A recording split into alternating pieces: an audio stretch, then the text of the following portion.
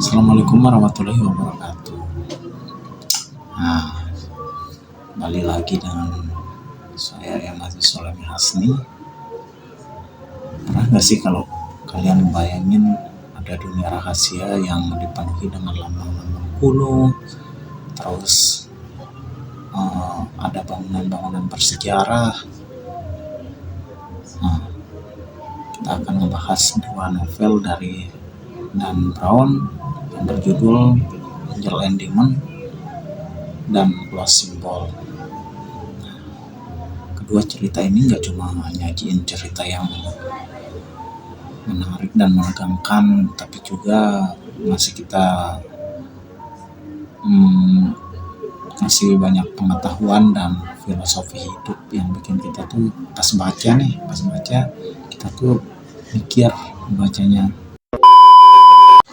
Oke, kita mulai aja ya dari cerita yang pertama, Angel and Demon. Nah, cerita Angel and Demon ini dimulai dari kasus pembunuhan aneh di markas ilmiah paling keren nih di Swiss. Korbannya itu ilmuwan jenius, ditemukan dengan simbol misterius terbakar di dadanya, di bagian sini sih kayaknya. Robert Langdon, ahli simbol dari Harvard, akhirnya dipanggil untuk menyelidiki kasus itu. Nah, ceritanya tuh mulai berkembang. Dia tuh ke Vatikan, terus dimana 4 kardinal ini diculik lah.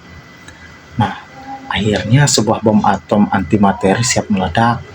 Nah, tegangan novel terasa sih dari awal sampai akhir.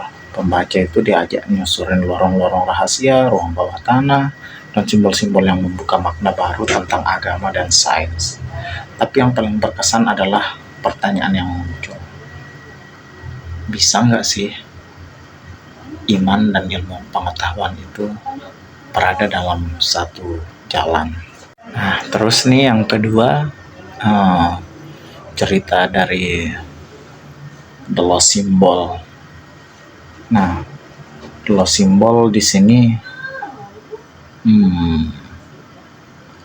menceritakan tentang Langdon yang kembali terlibat dalam kasus yang juga penuh misteri.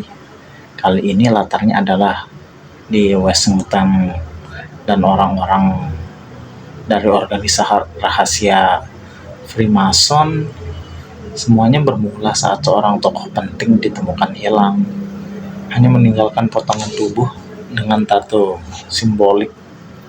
Selama menyelidiki, banyak petunjuk ditemukan di tempat-tempat bersejarah seperti Capitol dan Monumen Washington.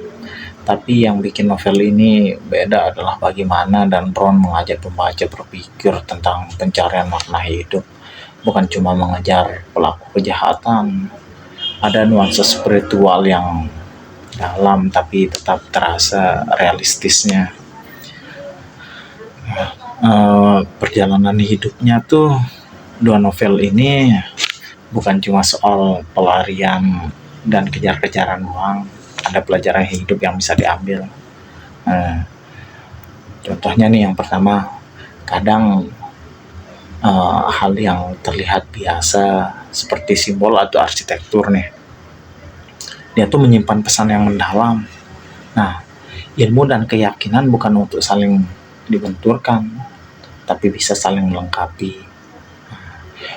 Nah, terus yang ketiga, selanjutnya nih, pengetahuan bisa menyelamatkan hidup, baik secara fisik maupun batin. Terus kita ke pentingnya filologi lah, langsung aja. Nah, dari sini muncul satu hal penting, filologi. Filologi itu adalah bukan sekedar mempelajari teks-teks lama, tapi juga menggali makna di balik kata-kata dan simbol dari masa lalu.